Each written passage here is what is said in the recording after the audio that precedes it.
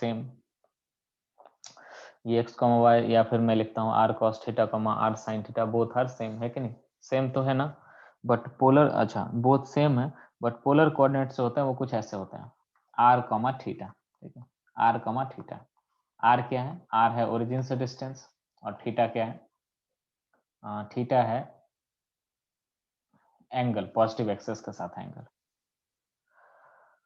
तो देखिए, जब भी r और थीटा दोनों दिया रहेगा तो हमेशा आपको एक यूनिक पॉइंट ही मिलेगा, है कि नहीं? whenever this is given to you, one unique point you will be getting, हमेशा हमेशा ऐसा। मान लो कि ये लेंथ दे दिया आपको, दिस लेंथ इज बेसिकली 2, तो अगर मान लो कि खाली ये 2 लेंथ दिया है, अच्छा खाली 2 लेंथ दिया रहेगा तो क्या हो जाएगा? खाली 2 लेंथ दिया हुआ है, जस्ट r दिया हुआ है, तो इससे एक यूनिक पॉइंट नहीं मिलेगा। इससे तो एक सर्कल पे बहुत सारे इनफाइनाइट पॉइंट मिल जाएंगे, क्योंकि ये लेंथ भी 2 होगा, ये लेंथ भी 2 होगा, ये लेंथ भी 2 होगा, इनफाइनाइट पॉइंट मिल जाएंगे। बट मैंने इसके साथ एंगल भी डिफाइन कर दिया पॉजिटिव एक्सिस के साथ, तो आपको एक यूनिक पॉइंट ही मिलेगा। ये समझ में आया क्या? हेलो? समझ में आया, है ना? तो हाँ सर, खाना अभी बहुत टाइम लगा मुझे, आप खा लीजिए। मैं खा लूंगा, लेकिन वो सब ठंडा हो जाएगा। ठीक है, ठंडा ही खाऊंगा। यही रख लो, यही खा लो, क्लास करते जाओ। नहीं हो पाएगा सर, मैं खा लूंगा 10 बजे। ओके, सो ये है, ये तो समझ में है ना, पोलर कोऑर्डिनेट्स ऐसे होते हैं r, थीटा, और कार्टेशियन कोऑर्डिनेट होते हैं ऐसे x, y, पोलर कोऑर्डिनेट हुए r, थीटा। ये समझ में आना चाहिए ना। और जस्ट x, y अगर दिया हुआ है तो भी आपको एक यूनिक पॉइंट मिल जाएगा, और जस्ट r, थीटा आपको दिया हुआ है तो भी आपको एक यूनिक पॉइंट मिल जाएगा। r, थीटा, अब दोनों में रिलेशन क्या है वो देख लीजिए ना, रिलेशन क्या है। तो अगर कार्टेशियन फॉर्म दिया हुआ है तो कैसे पोलर में करेंगे? नहीं, पहले पोलर टू कार्टेशियन फॉर्म देख लेते हैं। पोलर टू कार्टेशियन,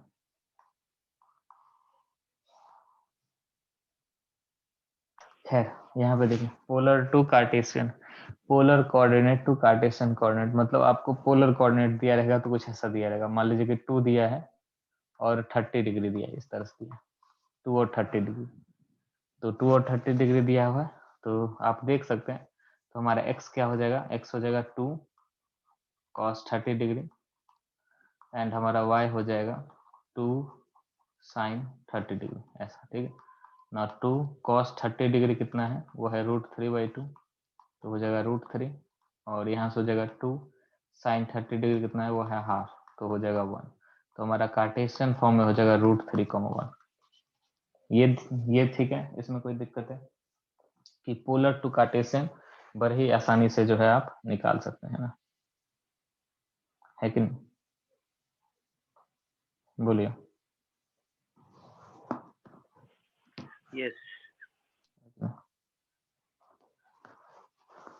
थोड़ा सा पेस फर्स्ट क्वाड्रेंट, अगर इसको कार्टेशियन फॉर्म में भी चेंज करते तो हो जाएगा -3 cos, नहीं सॉरी, थोड़ा सा गड़बड़ मैं बोला, रुको मैं बताता हूँ। -3, -3/4, और y हो जाएगा -3, sin -3/4, तो ये हो जाएगा -3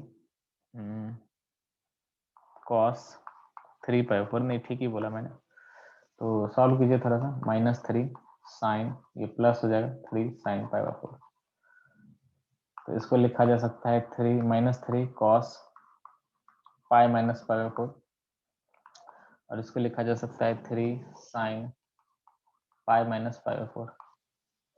तो ये जो है कहाँ पड़ेगा? सेकंड क्वाड्रेंट में पड़ेगा, ये भी आपका सेकंड क्वाड्रेंट में पड़ेगा।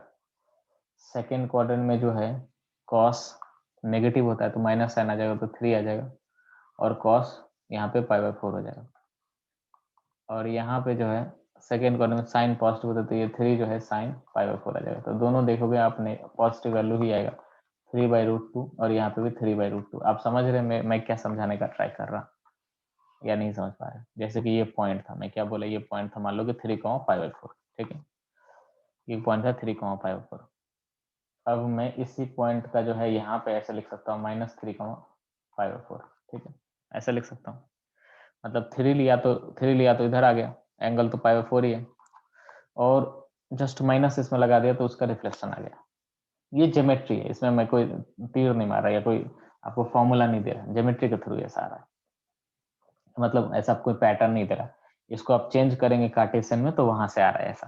ठीक है, ऐसा इसलिए हो रहा है क्योंकि माइनस लग जा रहा है साइन, तो एक्स भी नेगेटिव हो जा रहा है, वाई भी नेगेटिव हो जा रहा है ना। यहाँ पे पॉजिटिव है तो फर्स्ट क्वाड्रेंट में, यहाँ पे नेगेटिव लग जा रहा है तो एक्स भी नेगेटिव वाई भी नेगेटिव आ जा रहा है, थर्ड क्वाड्रेंट में आ जाएगा यही वाला point, same to same point, क्योंकि एंगल तो π/4 ही है, यहाँ पे भी π/4 ही है। ठीक है, या फिर मैंने ऐसा किया कि मैंने लेंथ सही में रख रहा, लेंथ सेम रखा कि मैं 3 रखूंगा। ठीक है, मैं 3 रखूंगा, तो ये जो टोटल एंगल है, दिस होल एंगल इज -π, और उसमें π/4 ऐड कर दिया, तो ये हो जाएगा -3,π/4। तो ये हो जाएगा -3,π/4। अब अगर मैं लेंथ में भी नेगेटिव लगा दूंगा तो यही वाला पॉइंट यहाँ आ जाएगा। क्या आपको बात समझ में आया या नहीं समझ में आया? बोलिए। हेलो, बात क्लियर है या नहीं क्लियर है? हाँ क्लियर है। क्लियर है, ओके। मान लो कि एक और मैं पॉइंट देता हूँ, मान लो कि पॉइंट है 2, -2,2π/3। तो पहले तो ये देखो -2π/3 कहाँ पे होगा, तो ये देखो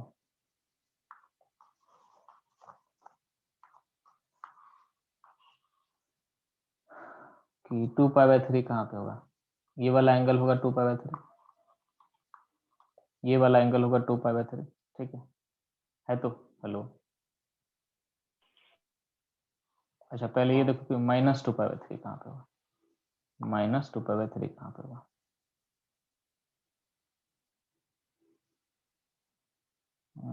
2π/3 इज हाउ मच, 120 डिग्री है ना, यहाँ पे कहीं पे होगा, यहाँ पे कहीं पे होगा, जहाँ पे ये एंगल जो है π/3 होगा already. This angle is π/3 and this length is how much, -2π/3। तो ये -2π/3 है, तो और ये लेंथ जो है 2 है, तो यहीं पे आएगा 2, -2π/3। आप इसको x में रख के भी देख सकते हो, x इक्वल टू 2 cos -2π/3, और यहाँ पे y इक्वल टू 2 sin -2π/3। ठीक है, ट्रिग्नोमेट्री इसीलिए कराया था और कोई मतलब नहीं था। 2 cos 2π/3 और यहाँ से हो जाएगा 2 sin -2 sin 2π/3। अब मान लो इसी में अगर मैं माइनस लगा दूं, अच्छा इसको और एक तरीके से लिख सकता हूँ, वो ऐसे लिख सकता हूँ कि ये वाला जो पॉइंट है, ये वाला एंगल कितना है π/3, ये वाला π/3 हो जाएगा, तो ये पॉइंट आ जाएगा 2, π/3। तो इसी पॉइंट को मैं एक और तरीके से लिख सकता हूँ -2, π/3, है कि नहीं, बोलिए। बात समझ में? ये वाला पॉइंट था, इसमें माइनस लगा दिया, ये वाला जो पॉइंट है इसमें माइनस लगा दिया। ओरिजिन का सिमेट्री आपको मालूम है ना, सॉरी रिफ्लेक्शन अबाउट ओरिजिन मालूम है ना, कि ये पॉइंट a, b है, इसमें माइनस लगा दोगे तो ये पॉइंट क्या हो जाएगा, -a, -b। तो वही मैं कर रहा कि ये पॉइंट 2,3 था, π/3 था, इसमें माइनस लगा दे तो -2, π/3 आ गया। कोई दिक्कत है इसमें, यहाँ तक जितना भी मैंने बताया?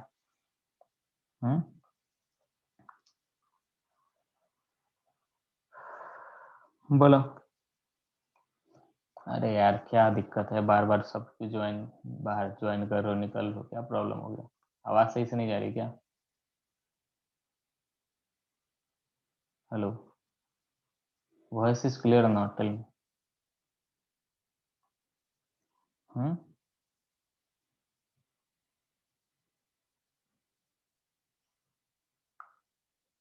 हेलो, अबे क्या हो गया सबको, सबको ही कट रहा है क्या?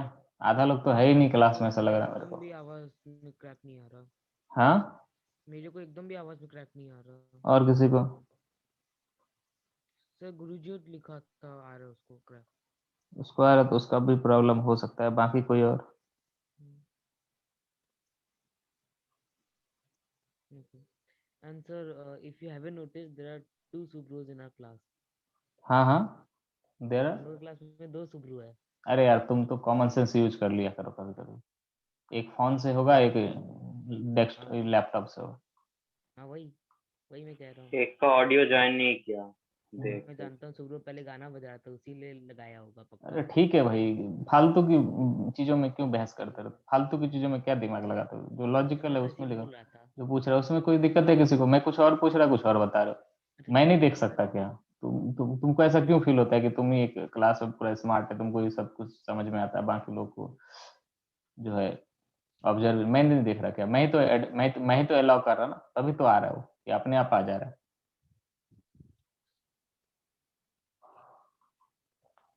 Anyone is having any kind of problem? कोई बोल ही नहीं रहा आज। नहीं नहीं नहीं। बाकी लोग है भी क्लास में कि नहीं है? Hello Asmito, can you hear me? है ही नहीं, बताओ।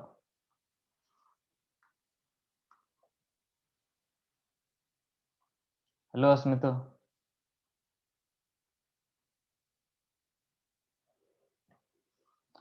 ही is not even in the class. ये सही है, क्लास ऑन करके कुछ और करो।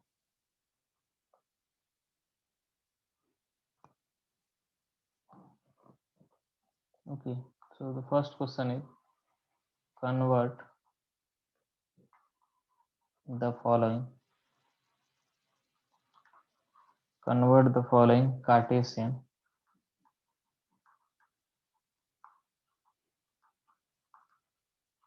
coordinates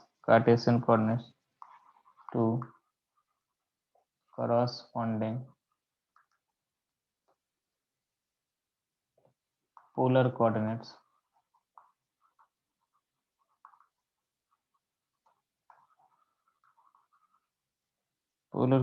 using positive r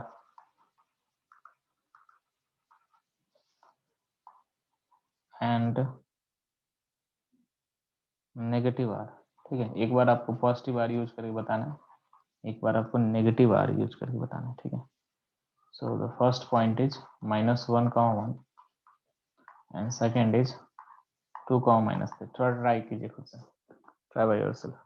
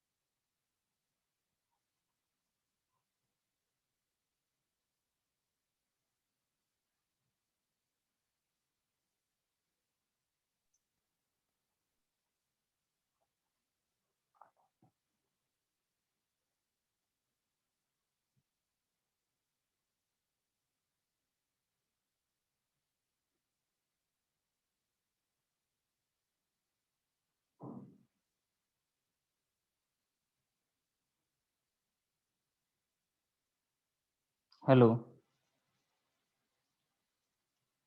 होगा या नहीं होगा? हाँ होगा, कर रहा हूँ। हाँ सर, होगा होगा। छोटा वाला का कीजिए कीजिए। निकल गया। पहला वाला निकल गया, दोनों निकालना है, ठीक है, positive r and negative r भी, और ठीक है।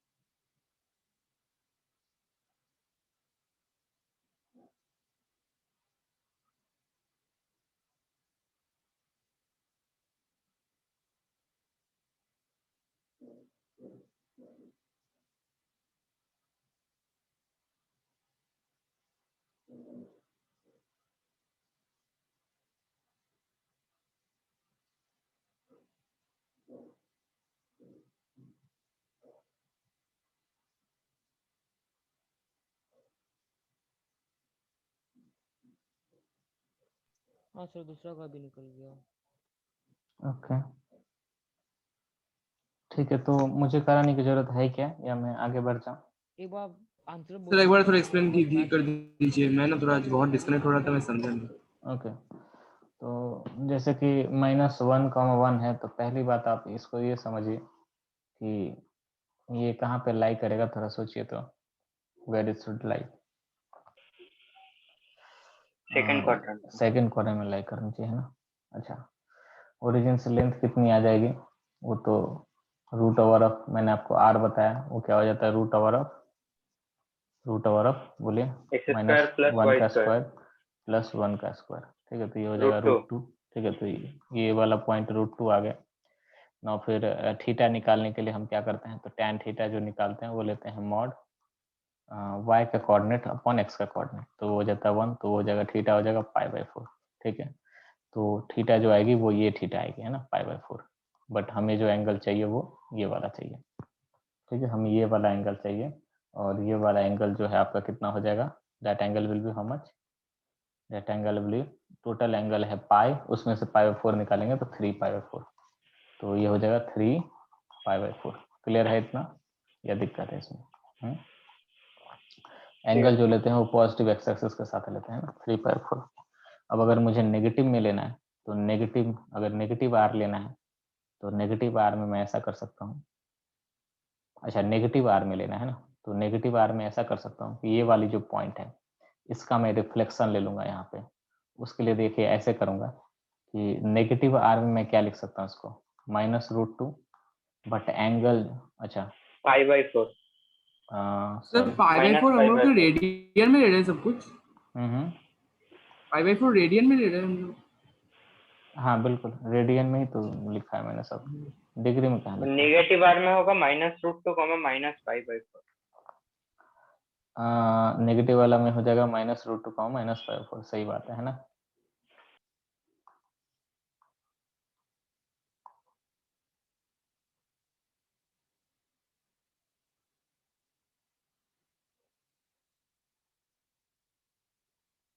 ना, -√2, -π/4 क्यों हो जाएगा,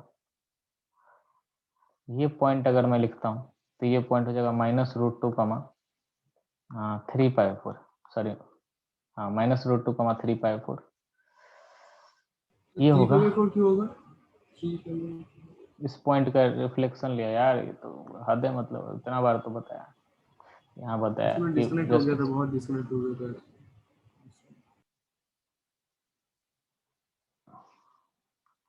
यहाँ पर -√2, 3/4 है, तो वहां पर अगर √2 को पॉजिटिव लिखना है तो √2, पाई माइनस पाई प्लस 3/4 लिखना होगा, फिर रुको उसको ना, रुको, अच्छा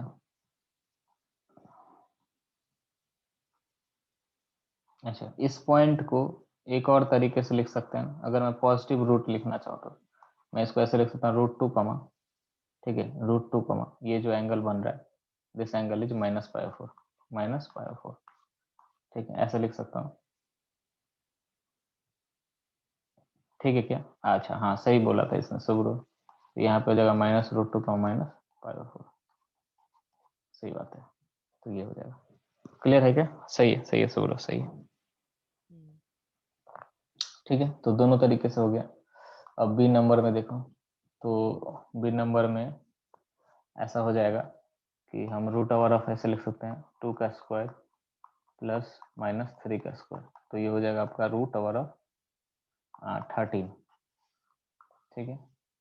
तो ये हो गया √(13). पहले तो ये देख लो कि कहाँ पे लाई करेगा, so it will basically lie hair somewhere here, है ना, it will basically lie somewhere here, ठीक है। तो यहाँ पे ये जो लेंथ है ये हो गया √13, और एंगल देखो, तो एंगल ये वाला एंगल बनेगा, और tan थीटा अगर लेते हैं तो ठीक tan थीटा हो जाएगा मॉड ऑफ -√3/2, तो यहाँ से हो जाएगा tan थीटा इक्वल टू 3/2, तो थीटा हो जाएगा यहाँ से आपका tan inverse 3/2, so this will be tan inverse 3/2, ठीक है। ये हो गया, ये हो गया tan इनवर्स 3/2 हो गया है ना, सॉरी ये माइनस में होगा, ये एंगल माइनस में होता है तो ये माइनस में आ जाएगा, ये माइनस में आ जाएगा। अब मैं क्या करूंगा, इसका यहाँ पे ले लिया पॉइंट, तो ये वाला जो पॉइंट हो जाएगा ये हो जाएगा -√13 comma tan inverse, sorry minus tan inverse -√3/2 है कि नहीं।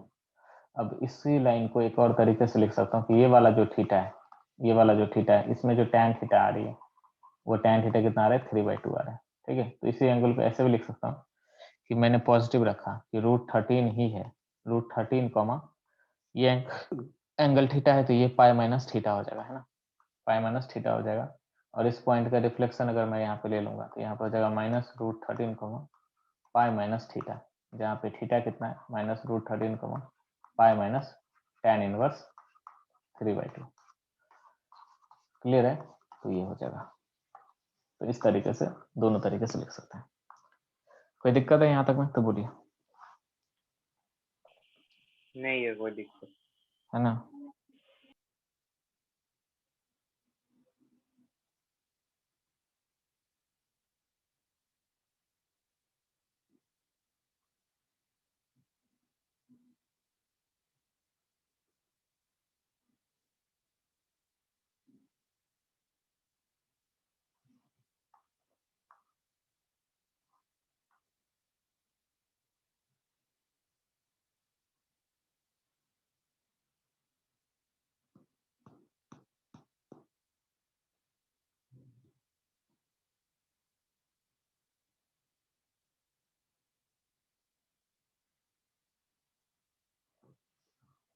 चलिए आगे बढ़ते हैं, ठीक है। अब इसका काफी ज्यादा जो है यूज है कि जैसे कि पहला क्वेश्चन देखिए, बोला जा रहा है convert Cartesian equation y equal to 10 into polar equation, ठीक है। पहला बोला जा रहा है कार्टेशियन इक्वेशन को जो है पोलर इक्वेशन में आपको कन्वर्ट करना है।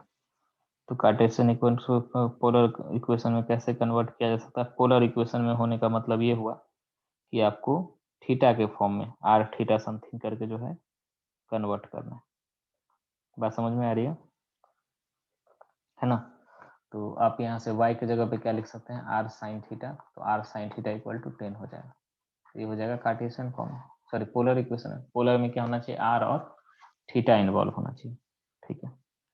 नाउ देखिए फिर नेक्स्ट बोला गया है कि r इक्वल टू दिया हुआ है 2 cos थीटा, तो इसको हमें जो है r equal to 2 cos theta, इसको हमें कार्टेशियन फॉर्म में लिखना है। तो हम कैसे लिख सकते हैं r equal to 2 cos theta को कार्टेशियन फॉर्म में, r equal to 2 cos theta को कार्टेशियन फॉर्म में हम कैसे लिख सकते हैं, बोलिए। कि हम यहाँ से आर एंगल को √(x² + y² लिखेंगे और cos थीटा को x/r। ये होता है y, ये होता है x, और ये होता है √(x² + y², ठीक है। तो हमें कार्टेशियन फॉर्म में लिखना है, तो r के जगह पे we can write root over of x square plus y square, यहाँ पे 2 टाइम्स, और कॉस थीटा की जगह पे हम लिख सकते हैं root over of x square plus x plus y, है ना। मतलब पोलर फॉर्म में आर और थीटा होना चाहिए, कार्टेशियन फॉर्म में आर थीटा नहीं होना चाहिए। मेरी वॉइस अभी भी क्रैक हो रही है क्या? बीच बीच में आई अंडरस्टैंड कि थोड़ी बहुत हो रही है कभी कभी, समटाइम्स इट नहीं, इज हैपनिंग। अब नहीं हो रहा, पहले हो रहा था मेरे लिए। बीच में एक बार हुआ था, वो मुझे नोटिफिकेशन भी मिल गई, इसलिए मैंने चीज़ों को रिपीट कर दिया, ठीक है। फिर यहाँ पे देखिए x square minus y square equal to है 4, तो इसको मुझे जो है पोलर में करना है। पोलर में करना है तो एक्स की जगह पे we can write r cos theta, y की जगह पे we can write r sine theta. तो यहाँ पे हो जाएगा r square cos square theta minus r square sine square theta equal to हो गया 4। तो ये हो जाएगा, इस तरह से हो जाएगा, ठीक है। क्लियर है बात?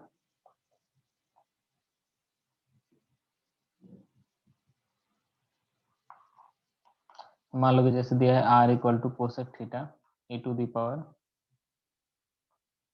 आर कॉस थीटा, ठीक है। तो इसको ऐसे लिख सकते हैं कि कोसेक थीटा को आर साइन थीटा लिख दिया, 1 साइन थीटा लिख के क्रॉस मल्टीप्लाई कर दिया, और यहाँ पे ई आर कॉस थीटा। तो आर साइन थीटा की जगह पे we can write y, r cos theta की जगह पे वी कैन राइट एक्स। तो ये हो गया पोलर फॉर्म में, सॉरी कार्टेशियन फॉर्म में हो गया, एक्स वाई जो फॉर्म में हो गया। दिक्कत नहीं है ना? बोलिए, दिक्कत है? नहीं है दिक्कत। ओके। अब इसका बहुत ज़्यादा जो है एप्लीकेशन है वो ऐसा है कि हमसे बोला जा रहा है इसको थोड़ा याद रखिएगा, इसका कई बार यूज आएगा। फाइंड द मैक्सिमम, अच्छा इससे पहले मैं एक चीज़ दिखाता हूँ। देखिए कि जब भी ऐसा फॉर्म होता है A cos theta plus B sine theta, ये जो फॉर्म है ये आप थोड़ा नोट कर लीजिएगा, बहुत इंपॉर्टेंट है, बार बार आएगा, इम्पॉर्टेंट, बहुत बहुत बार आएगा। ये फॉर्म के बारे में थोड़ा सा देखिए, इस फॉर्म की कुछ खासियत होती है। इस फॉर्म की खासियत ये है कि यहाँ पे हम ऐसा कर सकते हैं कि cos थीटा का जो कोफिशिएंट है that is basically a and sin theta का जो कोफिशिएंट है वो b है। तो हम हमेशा ऐसा करेंगे कि root over of a square plus B square से मल्टीप्लाई एंड डिवाइड कर दिया। बेसिकली मैं कुछ करने का ट्राई कर रहा है, आप देखिए तो समझ में आएगा। a square plus B square से डिवाइड किया, यहाँ पे हो गया cos थीटा, प्लस यहाँ पे b upon root over of a square plus B square से डिवाइड किया, और यहाँ पे हो गया sin थीटा। अब एक ट्राइंगल मान लिया, एक ट्राइंगल मान लिया जिसमें इसका एंगल बोल दिया अल्फा है, इसको बी ले लिया, इसको ए ले लिया, तो ये हो जाएगा root over of A square plus B square. या फिर इसको बी ले लूंगा, इसको ए ले लूंगा, तो भी एक ही बात है ना। अगर मान लो कि एक ट्राइंगल ले लिया जिसमें मैंने इसको अल्फा बोल दिया, इसको बोल दिया ए, इसको बोल दिया बी, और इसको बोल दिया ए, और ये हो गया root over of A square plus B square. तो यहाँ से A upon root over of A square plus B square की जगह पे यहाँ पे क्या आ जाएगा, A square plus B square, और यहाँ से A upon root over of A square plus B square की जगह पे क्या आ जाएगा बोले तो ए अपॉन cos अल्फा। इसके जगह पे लिख सकता हूँ कॉस अल्फा, यहाँ पे हो गया कॉस थीटा, ठीक है। B upon root over of A square plus B square की जगह पे हो जाएगा साइन अल्फा, और यहाँ पे हो जाएगा साइन थीटा। क्लियर है कि नहीं? बोलिए। तो ए स्क्वायर प्लस बी स्क्वायर यहाँ पे कितना हो जाएगा, cos theta minus alpha, formula होता है कि नहीं?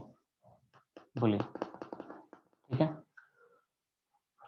हाँ, और अगर एस में इसमें लिखते हैं, है ना, तो इसमें लिखते हैं तो यहाँ पे हो जाता है root over of A square plus B square, यहाँ पे हो जाएगा A upon root over of A square plus, तो यहाँ से हो जाएगा sine alpha cos theta plus B upon root over of B square plus A square हो जाएगा, उसमें हो जाएगा आपका कितना, B upon root over of A square plus B square हो जाता है कॉस अल्फा साइन थीटा। तो यहाँ से भी आपको ये लिखा है ए स्क्वायर प्लस बी स्क्वायर, और ये हो जाता है साइन अल्फा प्लस थीटा, ठीक है। दोनों एक ही बात है, दोनों एक ही बात है, मतलब एक ही बात नहीं है, दो बात अलग है बट काम एक ही है, ठीक है।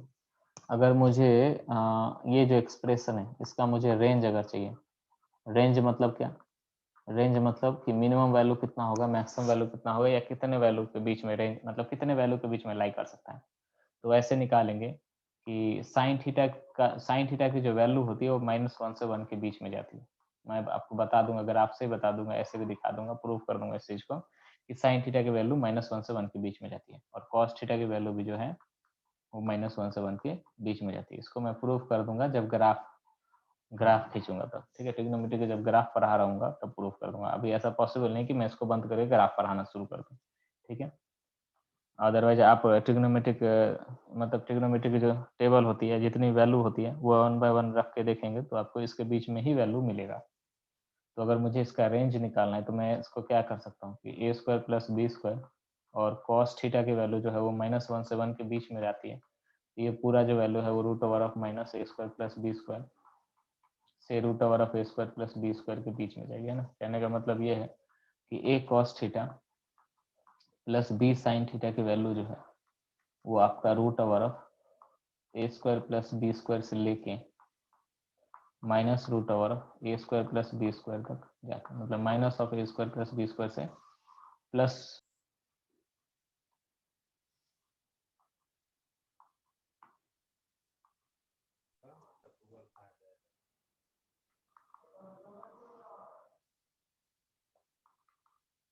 हेलो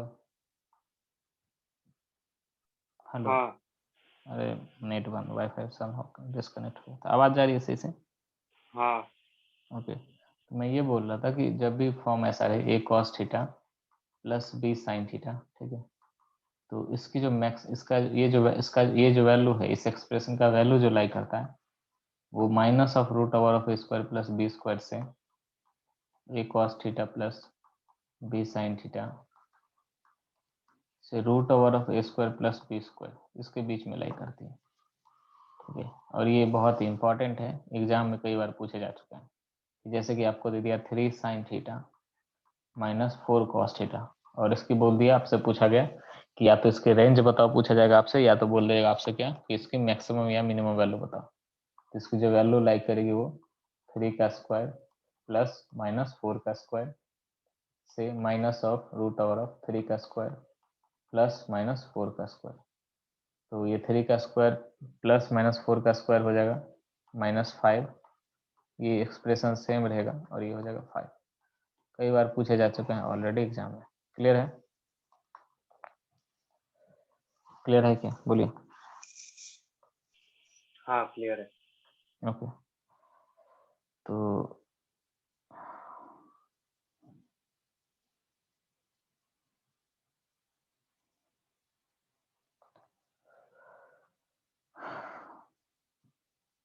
अच्छा, मुद्दा ये है कि आप ख्याल रखें कि यहाँ पे थीटा और थीटा ही रहे, कुछ और रहने से आपको इस फॉर्म में लेके आना पड़ेगा। मतलब इस फॉर्म में ही आप यूज करें, हर जगह यूज ना कर लें। कहीं पे भी दिखा तो यही फॉर्मूला लगा दिया तो गलत हो जाएगा।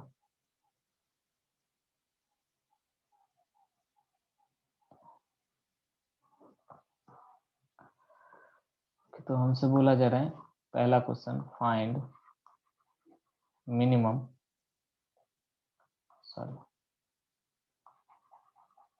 Maximum distance of any point on the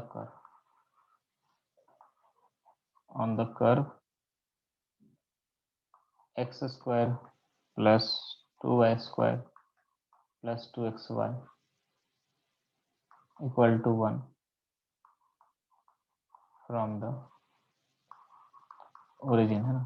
तो ओरिजिन से हमें इस कर्व पे जो है मैक्सिमम डिस्टेंस जो है पूछी जा रही है, तो ये हमें निकालना है।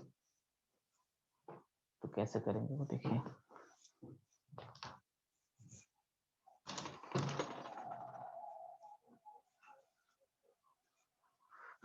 है ना, तो समझो बात को कि थोड़ा सा देखो कि ये कोई कर्व होगा, मान लो कि ये कोऑर्डिनेट एक्सिस है, ये कोई कर्व होगा, मान लो कि ये कोई कर्व होगा, यहाँ पे कोई पॉइंट होगा x, y, तो ओरिजिन से जो इसकी डिस्टेंस होगी, ओरिजिन से इसकी जो डिस्टेंस होगी वो डिस्टेंस होगी r की। तो बेसिकली हमें आर की मैक्सिमम या मिनिमम वैल्यू जो है निकालनी है समहाउ। बात समझ में आ रही है कि हमें ये कोई कर्व होगा, उस पे एक x, y पॉइंट लेना है और r की डिस्टेंस निकालनी है, और ओरिजिन से जो है इस पॉइंट की डिस्टेंस तो आप जानते ही हो, √(x² + y² होती है। बट ये कर्व ऐसा है कि हमें इस कर्व के बारे में कोई आइडिया नहीं, कोई नेचर नहीं मालूम, कैसा होगा नहीं मालूम, और उस पर पॉइंट तो दूर की बात है, पॉइंट तो मालूम ही नहीं। ठीक है, तो जब भी ऐसा केस होता है कि पॉइंट कर्व पे कोई आर्बिट्रेरी पॉइंट लेना होता है, किसी भी कर्व पे आपको एक आर्बिट्रेरी पॉइंट लेना होता है, तो आप कार्टेशियन फॉर्म में नहीं ले। ठीक है, कार्टेशियन फॉर्म में नहीं ले, आप ले, अच्छा हमें तो आर ही चाहिए तो हम पोलर फॉर्म में लेंगे पॉइंट। ठीक है, हम जो पॉइंट ले लेंगे वो लेंगे x = r cos theta, y sin theta. Polar form में इसीलिए ले रहे हैं ताकि ट्रिग्नोमेट्री वगैरह यूज करके जो है डिस्टेंस निकालने में सुविधा होगा। अदरवाइज यहाँ से तो आप डिस्टेंस निकाल के नहीं सकते, क्योंकि पॉइंट ही नहीं मालूम। पॉइंट मालूम रहेगा तब ना इस कर्व पे जो है डिस्टेंस निकालोगे, तो नहीं मालूम। तो यहाँ पे x के जगह पे रख दूंगा मैं r cos थीटा, तो ये हो जाएगा r² cos² थीटा। y के जगह पे मैं रख दूंगा r² sin² theta, r sin theta, r cos theta, r sin theta, r² sin² theta, और यहाँ से 2 r cos theta into r sin theta = 1। फिर यहाँ से देखो, इसको r cos² theta plus r² 2 sin² theta plus, अच्छा ये फॉर्मूला वगैरह तो आप लोगों को नहीं मालूम है ना, r² 2 sin theta cos theta = है 1। तो एक्चुअली ना कुछ फॉर्मूले होते हैं ट्रिग्नोमेट्री में, डबल एंगल में। ठीक है, डबल एंगल में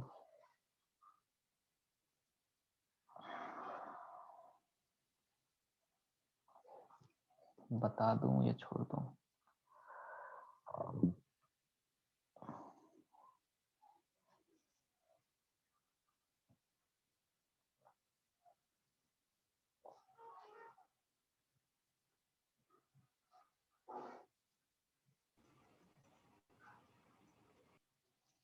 बता ही देता हूँ। एक तो पहले आप r² यहाँ से कॉमन निकालो। ठीक है, तो r² कॉमन निकाल के यहाँ पर कितना आ गया, ये आ गया cos² theta plus 2 sin² theta plus 2 sin theta cos theta. ऐसे लिख सकते हैं, यहाँ तक में कोई दिक्कत? यहाँ तक में कोई दिक्कत है क्या? अरे अरे, या तो नहीं बोलो या तो मैं क्लास बंद कर देता हूँ भाई। नहीं बड़ा नहीं नौटंकी है सबका। बाकी लोगों को क्या दिक्कत है भाई? पूछ रहा 10 बार, कोई रिस्पॉन्स ही नहीं है। क्या प्रॉब्लम क्या है बाकी लोग की? Hello, No, so I'm trying to figure out. क्या कहाँ प्रॉब्लम है? पूछना भी नहीं है, कुछ आता भी मैं नहीं है। ये सम थोड़ा मैं डिस्कस कर कहाँ पे प्रॉब्लम? मैंने बोला कि जब भी ओरिजिन से डिस्टेंस निकालना रहेगा तो हम कार्टेशियन कोऑर्डिनेट नहीं लेंगे, हम पोलर कोऑर्डिनेट लेंगे। अब पूरब तुम अगर नहीं बोला तो मैं क्लास से तुमको बाहर निकाल दूंगा, निशान तुमको बाहर निकाल दूंगा। ठीक है, पूछ रहा तो रिस्पॉन्स करो, अगर नहीं समझ में आ रहा तो पूछ लो। क्लास में नहीं रहना तो छोड़ के चले जाओ, क्या जरूरत है क्लास आने की? मैंने जबरदस्ती थोड़ी बोला है। 10 बार पूछ रहा, कुछ प्रॉब्लम है नहीं है? पूछना नहीं भी नहीं सर, है, कोई प्रॉब्लम नहीं है। बोलना भी नहीं है। क्लास में आके चुपचाप बैठे हो, पता नहीं कुछ और ही कर रहे हो। मैं भी नहीं नहीं मेरा थोड़ा प्रॉब्लम है। ठीक है, तो यहाँ पर वो जो लिखा है क्या ना प्रॉब्लम है? r² थीटा, हाँ, r² थीटा प्लस 2 r², वो वाला वो कहाँ से लिखा? मैं वही तब से एक्सप्लेन कर रहा था। तो फोकस नहीं करोगे, पूछोगे नहीं तो समझ में कैसे आएगा? मैं बोल रहा कि मान लो कि इस तरह का कोई कर्व है जिसका ये इक्वेशन है, तो इस पे मुझे कोई पॉइंट मालूम रहेगा तब ना मैं ओरिजिन से डिस्टेंस निकालूंगा, या मैक्सिमम और मिनिमम बोल पाऊंगा कितना जा सॉरी सकता है, सर, नहीं जा समझ सकता गया है। समझ गया। ठीक है, हाँ। आपने वो जो x और y का वैल्यू उस इक्वेशन में पुट किया, वो मुझे समझ में नहीं आ रहा था। मैं बोल रहा था कार्टेशियन पॉइंट ना लेके मैं पोलर कोऑर्डिनेट ले रहा। और पोलर कोऑर्डिनेट इसमें रख दिया। पोलर कोऑर्डिनेट इसमें रखने के बाद मैंने आर स्क्वायर की वैल्यू मिल जाएगी यहाँ से। हमें तो आर ही तो निकालना है, वही तो मैं बोल रहा, हमें तो आर ही तो निकालना, तो आर ही तो निकाल रहा मैं। और ट्रिग्नोमेट्री यहाँ पे यूज कर लूंगा थोड़ा सा। तो देखो कॉस स्क्वायर थीटा है, यहाँ से 2 साइन स्क्वायर थीटा, इसको मैं ऐसे लिख सकता हूँ sign square theta plus sine square theta. तो यहाँ से cos square theta plus sine square theta 1 हो गया, और यहाँ से साइन स्क्वायर थीटा हो गया, ठीक है, 1 प्लस साइन स्क्वायर थीटा, और यहाँ से 2 कॉस थीटा साइन थीटा। तो एक फॉर्मूला होता है sine a plus b is basically equal to sine a cos b plus cos a sine b, और फिर ए और बी की जगह पे मैंने थीटा रख दिया। तो यहाँ से साइन 2 थीटा हो जाएगा sine theta cos theta plus cos theta sine theta. So this whole will give you sine 2 theta equal to हो जाता है basically 2 sine theta cos theta. ये फॉर्मूला होता है, 2 साइन थीटा कॉस थीटा हो गया, ठीक है ना। मैं बेसिकली इस फॉर्म में लिखने का ट्राई कर रहा समहाउ, ताकि मैं मिनिमम मैक्सिमम की बात कर सकूं। यहाँ से हो गया r square upon 1 plus sine square theta plus यहाँ से हो गया साइन 2 थीटा। अब साइन स्क्वायर थीटा को भी मैं कॉस 2 थीटा, मतलब इसे भी लिखने का, ये थोड़ा सा आपको दिक्कत आएगी क्योंकि ट्रिग्नोमेट्री में आपने अभी तक ये सब नहीं पढ़ा है। इसलिए ट्रिग्नोमेट्री अगर मैं कराया हुआ होता इस लेवल तक तो दिक्कत नहीं आती, ये थॉट प्रोसेस आपके अंदर में ऑलरेडी होता, ठीक है। तो दिक्कत आना लाजिम है, तो मैं कुछ कर भी नहीं सकता। यहाँ पे सब टॉपिक एक दूसरे के साथ मिक्स रहते हैं। या देखो कॉस ए प्लस बी क्या होता है, cos A cos B minus sign A sine B.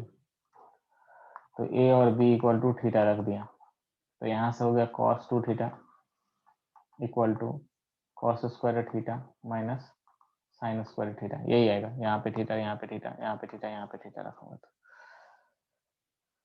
फिर मैंने कॉस स्क्वायर थीटा को भी साइन स्क्वायर थीटा में चेंज कर दिया, तो कॉस स्क्वायर थीटा की जगह पे मैं लिख सकता हूँ 1 माइनस साइन स्क्वायर थीटा। तो यहाँ पे कॉस 2 थीटा हो गया, और यहाँ पे हो गया 1 minus sine square theta minus sine square theta. तो यहाँ गया cos 2 theta equal to 1 minus 2 sine square theta. यहाँ से हो गया 2 sine square theta equal to 1 minus cos theta, और यहाँ से साइन स्क्वायर थीटा हो गया 1 माइनस कॉस 2 थीटा है यहाँ पे cos थीटा बाई 2। ये सब इंपॉर्टेंट फॉर्मूला ट्रिग्नोमेट्री में कराऊंगा। तो हमारा जो आर स्क्वायर था वो कितना था 1/1 प्लस साइन 2 थीटा है ना, 1 प्लस साइन स्क्वायर थीटा। तो इस साइन स्क्वायर थीटा की जगह पे we can write 1 minus cos 2 theta by 2, और यहाँ पे जो है साइन 2 थीटा हो जाएगा, यहाँ पे है साइन 2 थीटा। तो यहाँ से आर स्क्वायर हो गया आपका 2 ऊपर चला जाएगा एलसीएम लेके, तो यहाँ से हो गया 2 plus 1 minus cos 2 theta plus 2 sine 2 theta. तो यहाँ से हो गया r square equal to 2/3 minus cos square theta plus 2 cos square theta नहीं है, कॉस 2 थीटा है, cos 2 theta plus 2 sine 2 theta. तो इसको लिखा जा सकता है 2/3 minus 3 plus sine 2 theta, 2 sine theta minus cos 2 theta. और इसका जो है मिनिमम मैक्सिमम वैल्यू बोल सकते हैं 2 sine theta 2 theta minus cos 2 theta. अभी बोला आपको रूट ओवर ऑफ कितना हो जाएगा 2 का स्क्वायर, और ये है प्लस माइनस 1 का स्क्वायर, और यहाँ पे हो जाएगा ये 2 का स्क्वायर प्लस माइनस 1 का स्क्वायर का रूट। तो ये हो जाएगा √5 से लेके माइनस यहाँ पे √5। तो ये वाली जो पूरी की पूरी वैल्यू है ये हो जाएगा 2/3 प्लस 3 माइनस √5 से √5, और ये हो जाएगा आर स्क्वायर। तो यहाँ पे हो जाएगा 2/3 माइनस √5 से लेके 3 प्लस √5, और इसका रूट ले लोगे तो आपको आर की जो है मिनिमम मैक्सिमम वैल्यू मिल जाएगी। मतलब आर की मिनिमम वैल्यू जो हो जाएगी, मैक्सिमम वैल्यू मिनिमम वैल्यू जो हो जाएगी वो हो जाएगा 2/3 प्लस √5 का रूट और मैक्सिमम वैल्यू जो हो जाएगा 2/3 माइनस √5 का रूट, ये आर की मिनिमम से मैक्सिमम वैल्यू हो जाएगी। थोड़ा समझ में नहीं आएगा तो कोई दिक्कत नहीं, क्योंकि ट्रिग्नोमेट्री उतने अच्छे से नहीं किया है, ठीक है। क्लियर है क्या? थोड़ी सी एडवांस लेवल की चीजें हैं, तो ध्यान से अगर फोकस करें तो समझ में आ जाना चाहिए, और नहीं भी आए तो कोई दिक्कत वाली बात नहीं है ऐसे। क्लियर है क्या?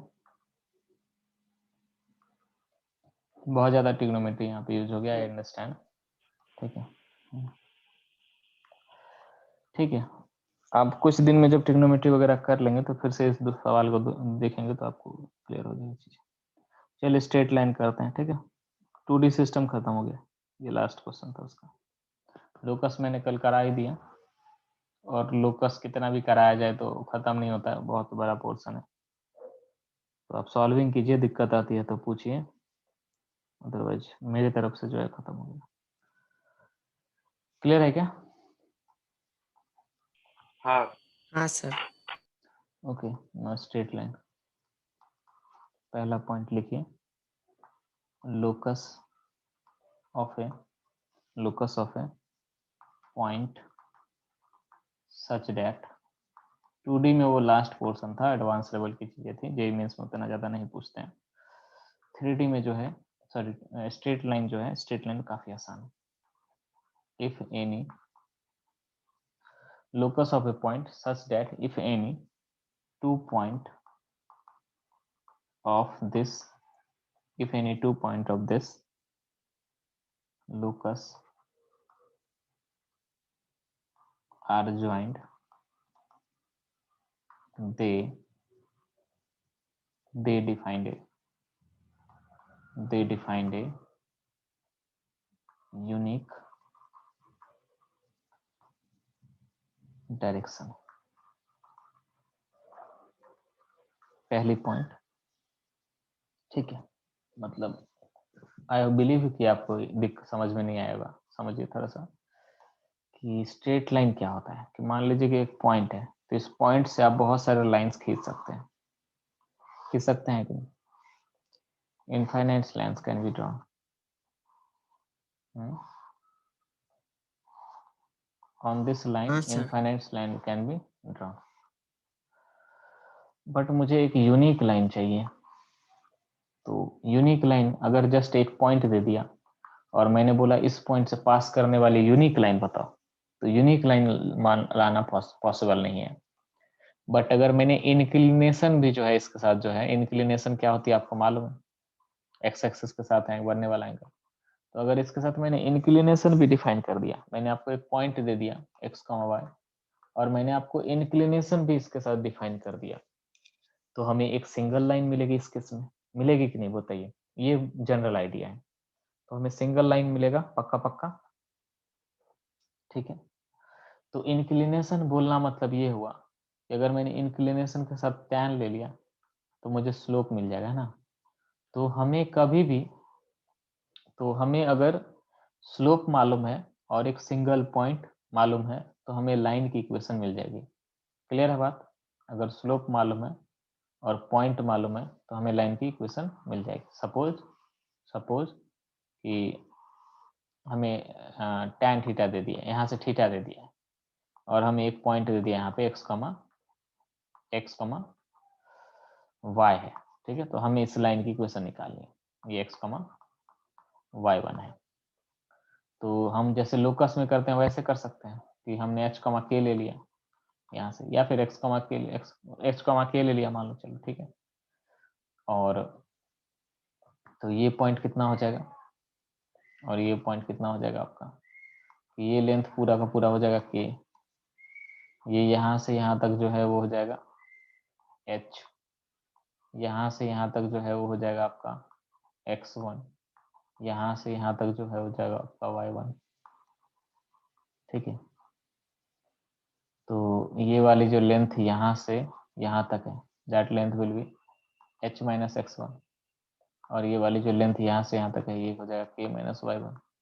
ये एंगल भी थीटा है, tan थीटा अगर मैं लेता हूँ तो tan थीटा हो जाएगा कितना, k minus y1 upon h minus x1, है कि नहीं। और इसी tan थीटा को हम स्लोप बोलते हैं, जो कि ऑलरेडी हमने ये सब पा रखा है, इसको बोलते हैं k minus y one upon h minus x one. फिर लास्ट में हम क्या करते हैं, k के जगह पे y रख देते हैं और लोकस के प्रॉब्लम मैंने बताया था, और h के जगह पे x रख देते हैं। तो अगर मैं इसको लिखूं तो ये क्या आ जाएगा, y minus y one equal to m into x minus x one. तो ये हो जाता है। तो इक्वेशन, ये जो इक्वेशन है वो क्या हो गया, स्ट्रेट लाइन का इक्वेशन हो गया। अच्छा, इसे स्ट्रेट लाइन का इक्वेशन मतलब क्या हुआ, इसे स्ट्रेट लाइन का इक्वेशन मतलब ये हुआ कि ये जो बड़ा वाला लाइन है, इस लाइन पे जितने भी पॉइंट्स आएंगे वो इस इक्वेशन को सेटिस्फाई करेगी। मतलब ऐसे भी बोल सकते हैं कि ये जो इक्वेशन है, एक्स, मैंने लोकस में क्या बोला था, एक्स वाई का रिलेशन होता है, एक्स वाई में रिलेशन होता है, और उस रिलेशन को जितने भी पॉइंट सेटिस्फाई करते हैं उसके पाथ को जब मिलाया जाता है तो वो जो रिप्रेजेंट वही लोकस कहलाता है। ठीक है, मतलब तो यहाँ पे जो है बहुत सारे इस लाइन को सेटिस्फाई करने वाले बहुत सारे पॉइंट्स आएंगे। जब उस पॉइंट्स को मिलाया जाएगा तो हमें जो फिगर मिलेगा वो एक स्ट्रेट लाइन का मिलेगा, एक लाइन का मिलेगा, इस तरह का मिलेगा। यही है मुद्दा। तो पूरे पूरे स्ट्रेट लाइन में हमारा जो मेन मोटिव रहेगा वो ये रहेगा कि हमें एक तो स्लोप दे दो और हमें एक तो पॉइंट दे दो। अगर पॉइंट और स्लोप दे दिया गया तो हमें लाइन की इक्वेशन मिल जाएगी। क्लियर है क्या, या दिक्कत है, बोलिए। क्लियर है। ओके, क्लियर है। ना, हाँ, उसमें पहले देखिए जनरल फॉर्म। अब बहुत सारी फॉर्म बताऊंगा, उसमें एक है जनरल फॉर्म। तो जनरल फॉर्म ये है कि जनरल इक्वेशन की जो फॉर्म होती है लाइन की इक्वेशन की, वो कुछ ऐसा होता है, ax plus b y plus c equal to zero, है ना। मैंने आपको ऑलरेडी बताया था।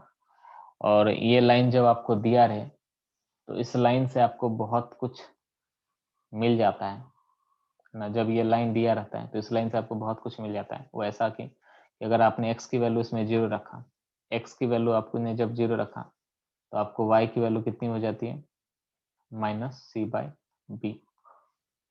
तो यहाँ पे कोई पॉइंट हो सकता है जीरो कॉमा माइनस, सॉरी, यहाँ पे कोई पॉइंट हो सकता है zero comma minus c by B.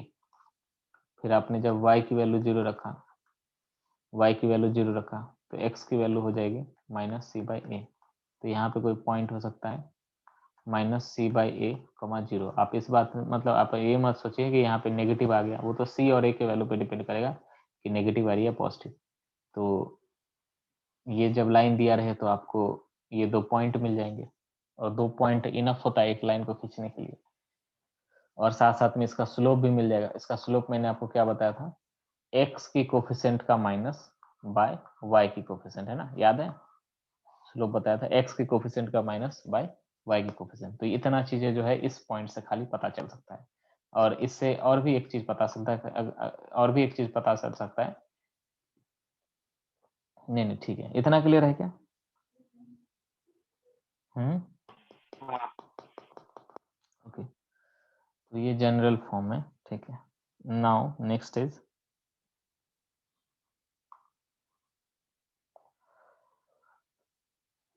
Second. ये जनरल फॉर्म है।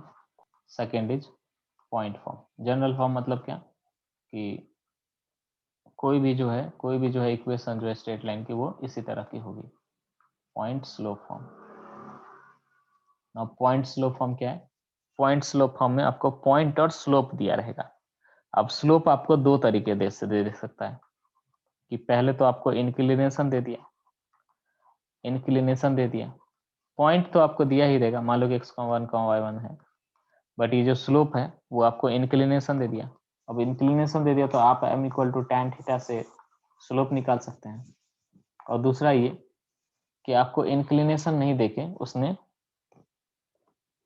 सीधा सीधा स्लोप ही दे दिया, ठीक है, सीधा सीधा स्लोप ही दे दिया। यहाँ पे मान लो कि इंक्लिनेशन 60 डिग्री दे दिया और यहाँ पे स्लोप ही दे दिया, या फिर स्लोप, हाँ स्लोप दे दिया, ऐसा होगा। पॉइंट स्लोप फॉर्म में क्या होगा कि एक पॉइंट देगा और या तो स्लोप डायरेक्टली दे देगा या फिर इंक्लिनेशन दे देगा। तो आपको tan थीटा में रख के निकाल लेना होगा। तो इस लाइन, इसमें जो इक्वेशन हो जाती है लाइन की, वो हो जाती है y minus y one equal to m into x minus x one.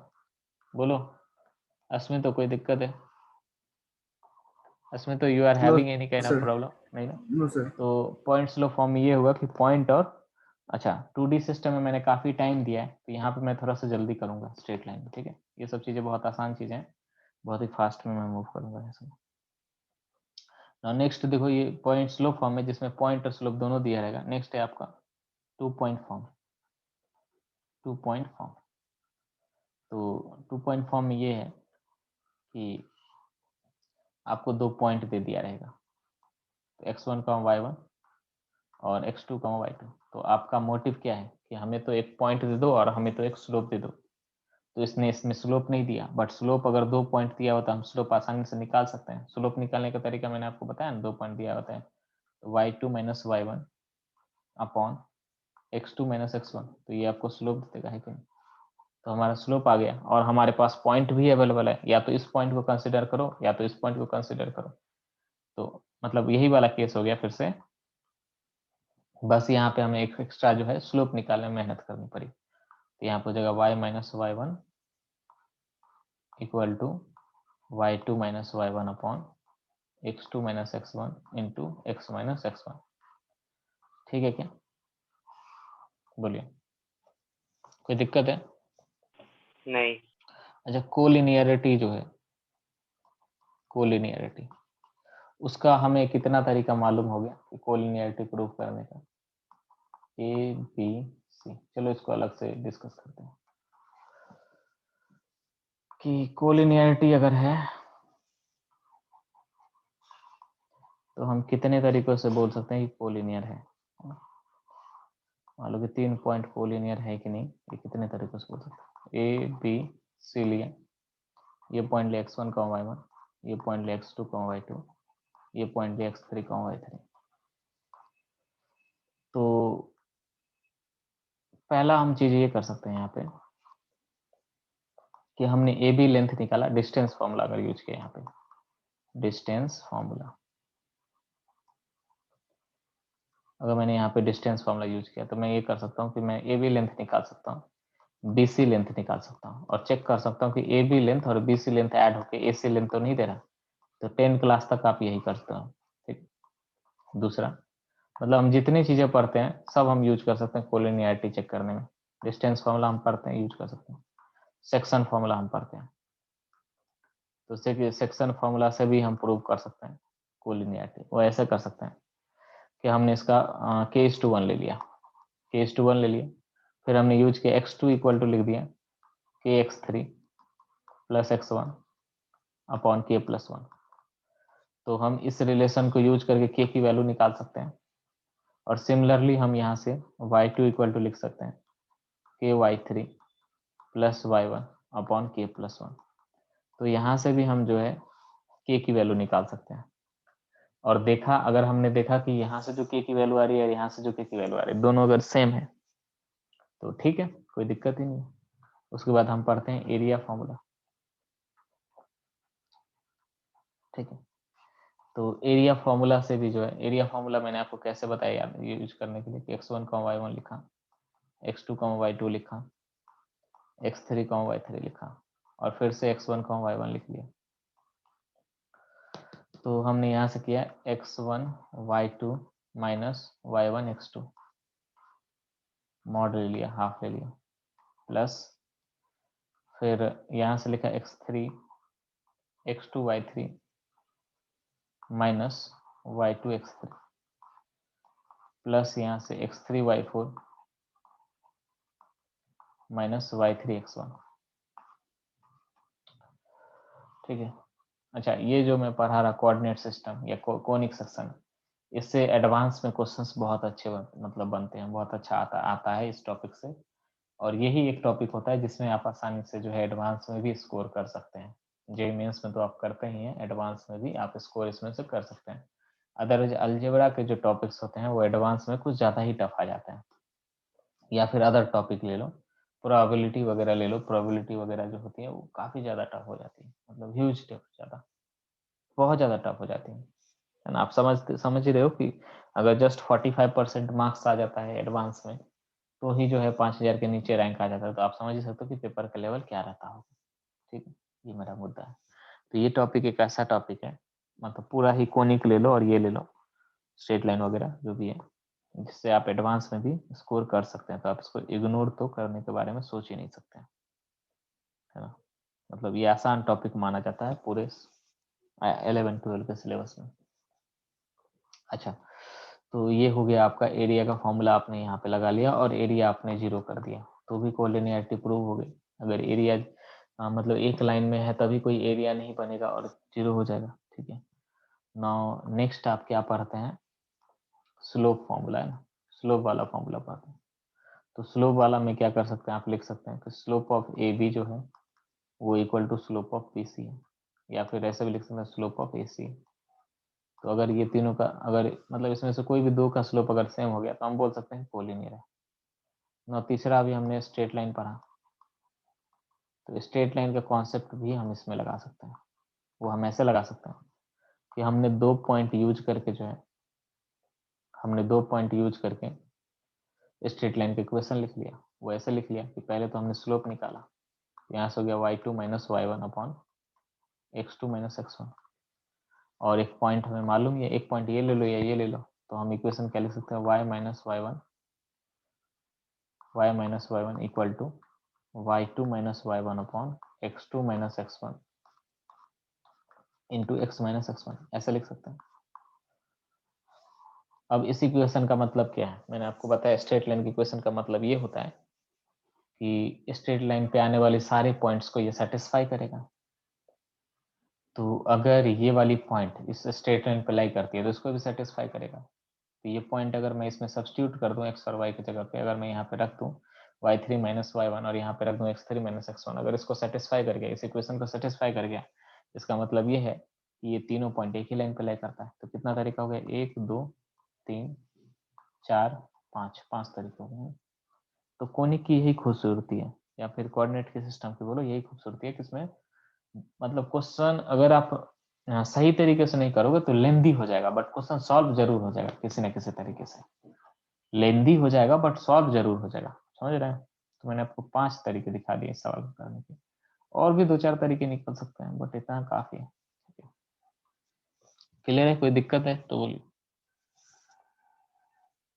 नहीं है कोई दिक्कत। नहीं ना, हाँ तो इसको नोट कर लीजिए, ठीक है। हर चीज को आप लाइटली ना लें, है ना। आप ये मत सोचें ये तो इतना आसान है, ये तो इतना आसान है।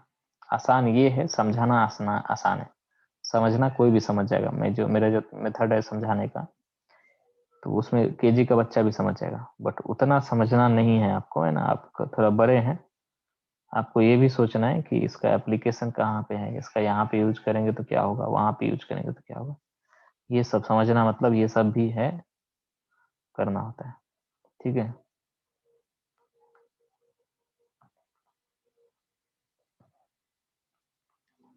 ओके, खैर, तो ये 2 पॉइंट फॉर्म हो गया, नोट कर लिया, इसको आगे बढ़ा जाए। हाँ कर लिया नोट। ओके, 2 पॉइंट फॉर्म को हम इस तरह से भी देख सकते हैं कि मान लो एक लाइन है, यहाँ पे पॉइंट x1 का y1, यहाँ पे पॉइंट x2 का y2, और यहाँ पे एक आर्बिट्ररी पॉइंट लिया x का y, और वो लिनियरिटी की प्रॉपर्टी लगा दिया, कोलिनियरिटी की, या फिर स्लोप ऑफ इसका ले लिया y2 minus y1 upon x2 minus x1। तो इन ये जो स्लोप है, और ये वाली पॉइंट लिया और ये वाली पॉइंट लिया, दोनों का जो स्लोप है y minus y1 upon x minus x, दोनों सेम होगा। तो इसको जब सॉल्व करोगे तो ये इक्वेशन आ जाएगा। तो ऐसे भी देख सकते, तो मजे की बात है।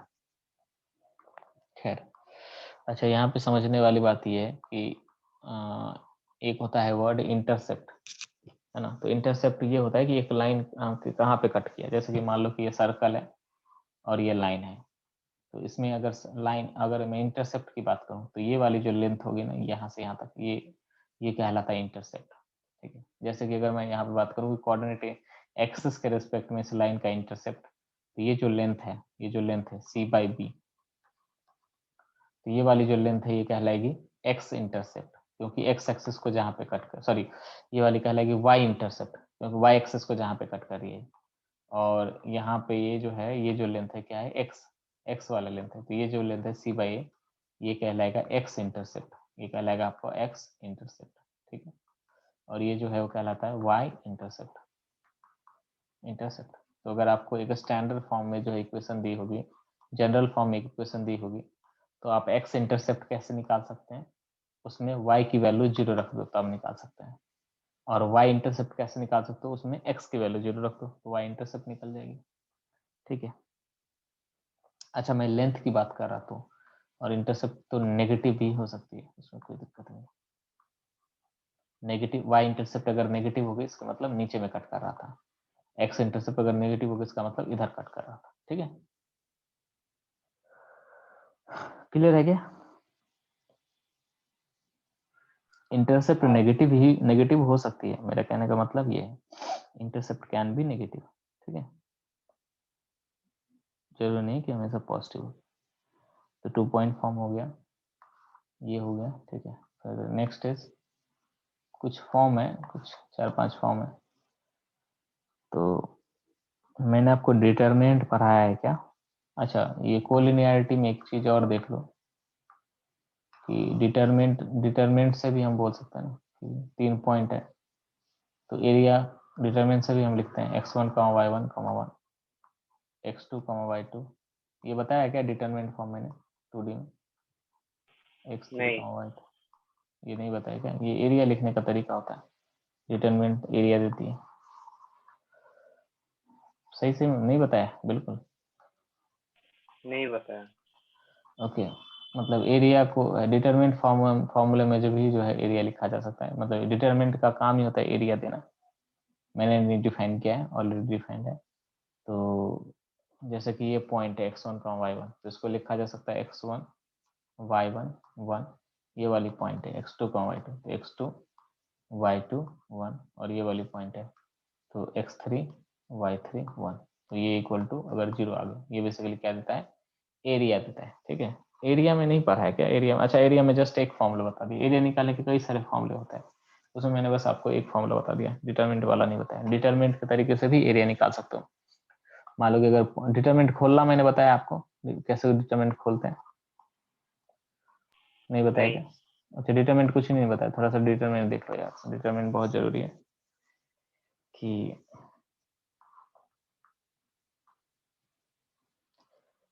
डिटरमिनेंट बताया है यार। अच्छा नहीं बताया, ठीक है। देखो मान लो कि जैसे कि एक लाइन है ax plus b y plus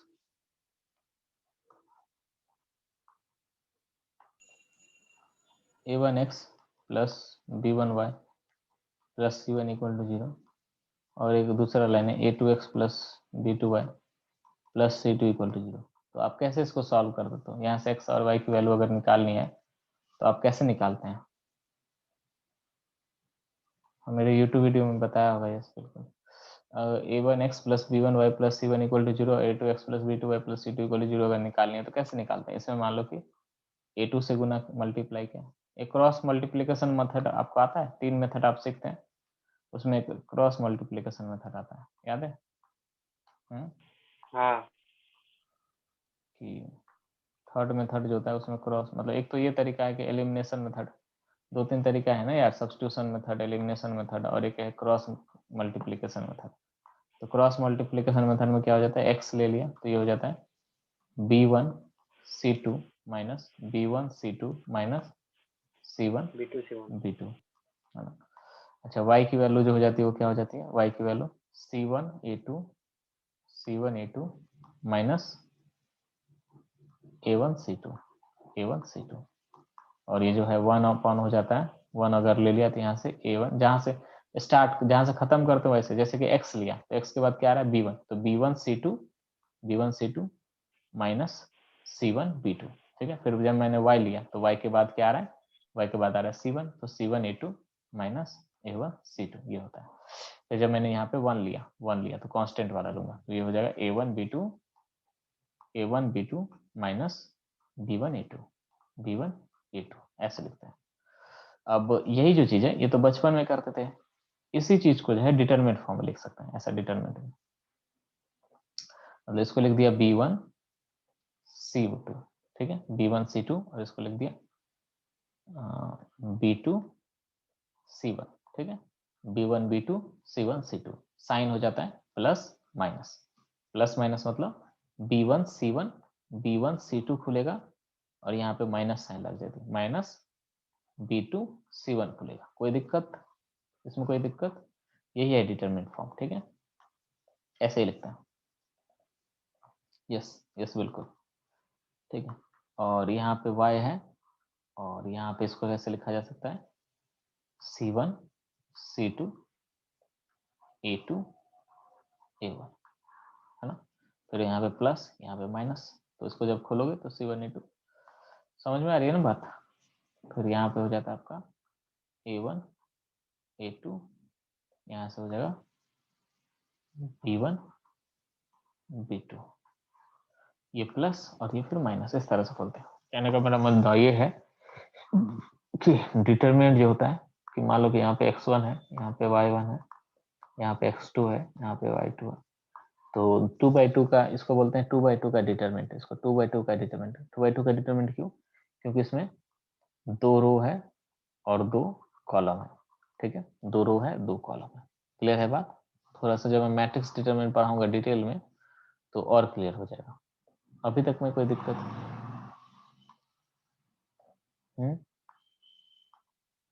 बोले सुब्रो, कोई दिक्कत? नहीं नहीं। ओके, थोड़ा और पढ़ाऊंगा डिटेल में तो क्लियर हो जाएगा।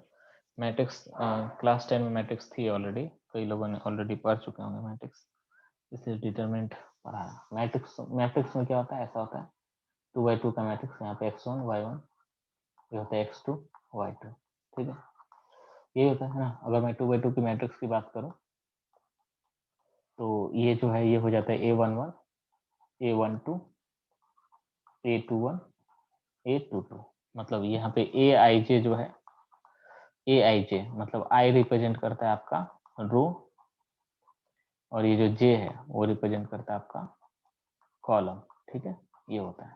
तो जैसे मैं अगर लिखता हूँ A11, इसका मतलब क्या होता है? फर्स्ट रो, यहाँ पे 1 है, फर्स्ट रो फर्स्ट कॉलम, ठीक है। अगर मैंने लिखा A21, इसका मतलब ये जो 2 है वो क्या बोलता है? सेकेंड रो, और ये जो 1 है ये क्या बताता है? First column. तो सेकेंड रो फर्स्ट कॉलम, ठीक है। तो ये है मैट्रिक्स लिखने का। अब मैट्रिक्स में ही डिटरमिनेंट जो है वो ऐसा बार जैसा लग जाता है। तो यहाँ पे जो एलिमेंट आएगा वो क्या आएगा? फर्स्ट रो फर्स्ट कॉलम, यहाँ पे आएगा first row second column, second row first column, second row second column. ये जो है 2/2 का मैट्रिक्स। ये 2/2 क्या बताता है? ये बताता है रो और ये बताता है क्या? कॉलम, ठीक है। तो मैट्रिक्स में क्या होता है? मैट्रिक्स में ये होता है कि कोई भी रो और कोई कितना भी रो और कितना भी कॉलम हो सकता है, कितना भी रो कितना कॉलम हो सकता है। बट डिटरमिनेंट में ऐसा होता है कि रो और कॉलम दोनों सेम होना पड़ेगा। जैसे कि अगर मैं 3/3 का लिखता हूँ तो 3/3 में क्या हो जाएगा? यहाँ पे हो जाएगा A11 first row first column, मतलब 3/3 में 3/3 बोल रहा, 3/3 मतलब ये होगा कि 3 रो आएगा और यहाँ पे 3 कॉलम आएगा। First row first column, first row second column, first row third column, second row first column, second row second column, second row third column, third row first column, third row second column, third row third column. कोई दिक्कत? यहाँ तक में कोई दिक्कत? बोलिए, यहाँ तक में कोई दिक्कत है क्या? हेलो? नहीं नहीं नहीं। नहीं है यार, मैं बाकी लोगों को झेल नहीं सकता। बाकी लोगों को मैं निकालना शुरू कर दूंगा, या तो बोलना शुरू करो या तो मैं निकालना नहीं शुरू सर, कर कोई दूंगा। प्रॉब्लम नहीं है। No, sir, I didn't. Class में भूत बन के मत बैठा करो यार, नहीं तो मत आया करो ना। मैंने कौन सा जबरदस्ती आपको बोला आने के लिए? भूत बन के बैठे रहोगे, ऐसे ऐसे बच्चों को नहीं पढ़ा सकता।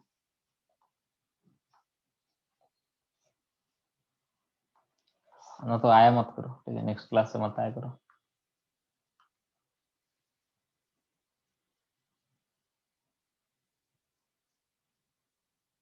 हाँ यस, वेक्टर में यूज करते हैं। यस अर्दीप, बिल्कुल वेक्टर में आप यूज करते हैं, बिल्कुल थैंक यू। यस, तो इस डिटरमिनेंट को 2/2 का तो आप समझ गए कि 2/2 कैसे खोलते हैं। 3/3 खोलने का तरीका भी सेम ही होता है कि पहले हमने ऐसा किया, प्लस माइनस प्लस डाल दिया, कैसे डालते हैं, प्लस माइनस प्लस। अब देखो इसमें मेरा कोई हाथ नहीं, मैंने नहीं इसको बनाया, जिसने बनाया उसने ऐसे ही डिफाइन किया, ठीक है, ये होता है। फिर प्लस माइनस प्लस डाल दिया। फिर खोलने का तरीका ये होता है, अच्छा जब डिटरमिनेंट डिटेल में पढ़ाऊंगा तो बताऊंगा ऐसा क्यों खोलते हैं, वो भी मैं बता दूंगा आपको, है ना, कि डिटरमिनेंट ऐसे क्यों खुलता है, that I will be discussing. But अभी के लिए आप ऐसे समझ लीजिए, फिजिक्स में भी आपका यूज आएगा, अभी के लिए बस इतना समझ लीजिए कि अगर मैं फर्स्ट रो के थ्रू खोलना चाहता हूँ, आप किसी भी रो के थ्रू खोल सकते हैं, किसी भी कॉलम के थ्रू खोल सकते हैं, बट अगर मैं फर्स्ट रो के थ्रू इस डिटरमिनेंट खोलना चाहता हूँ तो वो ऐसा खुलता है कि A11 और यहाँ पे ब्रैकेट में आ जाता है A11 जब लिया तो इस रो A11 से रिलेटेड रो और कॉलम को डिलीट मार दो, A11 से रिलेटेड रो और कॉलम को डिलीट मार दिया, बचा क्या, ये अगला एलिमेंट। तो यहाँ पर हो जाएगा A22 A23 A32 A33, ऐसा हो गया, ठीक है। अब नेक्स्ट में क्या है, अब नेक्स्ट में आपका यहाँ पे -A12, तो -A12 में -A12 से रिलेटेड कॉलम और रो को डिलीट मार दो, बचा क्या, A21 A23 A31 A33, ठीक है। फिर नेक्स्ट क्या बचा, नेक्स्ट बचा आपका A13, ठीक है, A13। तो A13 से रिलेटेड रो और कॉलम को डिलीट मारो, तो बचा आपका यहाँ से A21 A22 A31 A32, और इसको सॉल्व 2x2 मैट्रिक्स को सॉल्व करना आता ही है, तो यहाँ से हो जाएगा ये A11, यहाँ पे हो जाएगा A22 A33 minus A32 A23 minus A12 A21 A33 minus A23 A31। आप लोग इस भरोसे में ना रहें कि बाकी लोग रिस्पॉन्स नहीं कर रहे हैं तो मैं क्यों करूं, क्योंकि आप अकेले रिस्पॉन्स नहीं करो, बाकी लोग चैट में रिस्पॉन्स कर रहे हैं, पूछ रहे हैं, चीजें बता रहे हैं, ठीक है। आप बस ये सोच रहे बैठे हो बाकी लोग नहीं कर रहे तो मैं क्यों करूँ, है ना। तो बाकी लोग के भरोसे आप मत बैठिए, अपना आप देखिए, ठीक है। क्योंकि अगर मैं पूरे क्लास में देखूं तो पूरा आपका एक रिस्पॉन्स नहीं आया, बाकी सबका रिस्पॉन्स आया मुझे, बाकी सबको जो पूछना है वो पूछ रहा है, जो भी बताना है बता रहा है, पूरा इस भरोसे बैठा है कि बाकी लोग नहीं कर रहे तो मैं क्यों करूँ, तो बाकी सब कर रहे हैं चैट में, ठीक है, समझ में आ रहा है पूरा। You are only alone in this class who is not even responding for the single time, clear इतना। और मैं निकालना शुरू कर दूंगा नेक्स्ट डे से, अलाउ ही नहीं करूंगा क्लास में से, क्लियर है क्या। Yes, हाँ sir. सर, हाँ क्लियर है। चलिए, yes sir. I believe he is not in the class.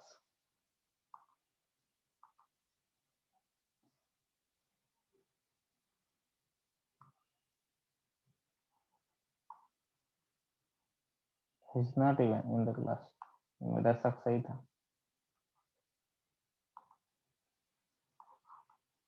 मतलब उसने वीडियो ऑन करके छोड़ दिया था। खैर इतना क्लियर है, डिटरमिनेंट वाला क्लियर है इतना जो मैंने बताया। हेलो, हाँ क्लियर है। ओके। Yes, sir. तो अब मैंने क्या बोला कि यही डिटरमिनेंट जो है एरिया निकालने में काम में आ सकता है, कि अगर मान लो कि 3 ट्राइंगल है, 3 पॉइंट है, यहाँ पे x1, y1 है, बेसिकली एरिया ही देता है 3 पॉइंट को, x2, y2 और यहाँ से x3, y3, तो एरिया आ जाता है आपका इस तरह से x1, y1 1, x2, y2 1, x3, y3 1, ये होता है एरिया। तो हाफ ऑब्वियसली लगा लेते हैं, हाफ लगा लोगे तो एरिया हो जाएगा। इसी को 0 कर दोगे तो कोलिनियरिटी प्रूव हो जाएगी, अगर 0 कर दिया तो कोलिनियरिटी हो जाएगी, है ना। अब डिटरमिनेंट फॉर्म में जो लाइन की इक्वेशन जो हो जाएगी, डिटरमिनेंट फॉर्म में लाइन की इक्वेशन ऐसी हो जाएगी कि मान लीजिए कि 2 पॉइंट आपको दिया हो, 2 पॉइंट डिटरमिनेंट फॉर्म में जब भी मेंशन किया जाएगा तो 2 पॉइंट आपको दिया रहेगा, 2 पॉइंट आपको दिया है ऑलरेडी, आपने क्या किया, तीसरा पॉइंट मान लिया, कुछ x, y मान लिया, ठीक, और आपने इस लाइन की इक्वेशन को 0 कर दिया, तो यहाँ पे आपने लिया x1, y1 1, x2 y2 1 x y 1 equal to 0। यहाँ पे 1 1 लेना होता है बार बार, ठीक। इसको आपने क्या कर दिया 0। क्लियर है बात?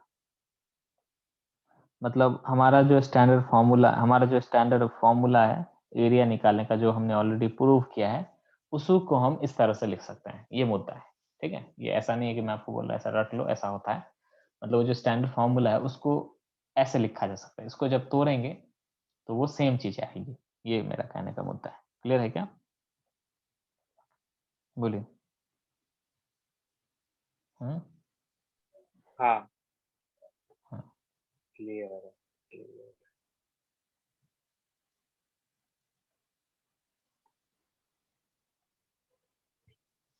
ओके नाउ तो ये हो गया।